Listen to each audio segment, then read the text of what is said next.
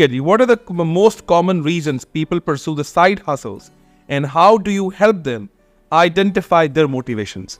अच्छा, बहुत से लोगों को लगता है कि इसका जवाब होगा एक्स्ट्रा इनकम, हाँ, लेकिन ऐसा है नहीं रियलिस्टिकली ना, क्योंकि इनकम का एक मतलब एक स्लैब है। वो जो बंदा एक अच्छी कॉर्पोरेट नौकरी कर रहा है तो मे बी उसकी मोटिवेशन पैसा ना हो, वो अच्छा बना रहा है वहाँ से पैसा।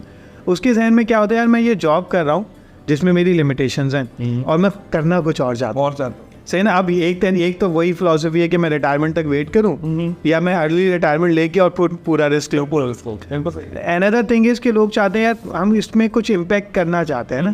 तो हमने जो नोट किया मेनली ज़्यादातर हमें ऐसे लोग मिले जो अपनी जॉब से सेटिस्फाइड है लेकिन वो कुछ और भी करना चाहते तो और ऐसे लोगों के लिए कुछ और करना ज़्यादा ज़रूरी भी है, बिकॉज आपको नहीं पता कि आप रिटायरमेंट तक जियोगे भी या नहीं जियोगे। बिल्कुल सही। सो बेहतर है कि आप शुरू से जो टाइम थोड़ा सा निकालते ही रहते हैं entertainment and for different purposes, तो आप उस टाइम को बजाय इसके कि आप कहीं पे वॉलंटियर कर लें सिर्फ थोड़ा सा, या आप एक अपना प्रोजेक्ट बना लें ना और उस अपने प्रोजेक्ट को ग्रेजुअली ग्रो करना शुरू करें, तो क्या होगा, once you will be at the time of retirement, तो हो सकता है आपकी ऑर्गेनाइजेशन इतनी ग्रो कर चुकी हो या उससे पहले ही कि आप पहले ही स्विच कर लें। बिल्कुल सही।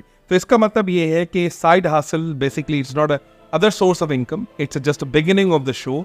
ऐसा ना हो कि आप रिटायर हो आपके हाथ में कुछ भी ना हो।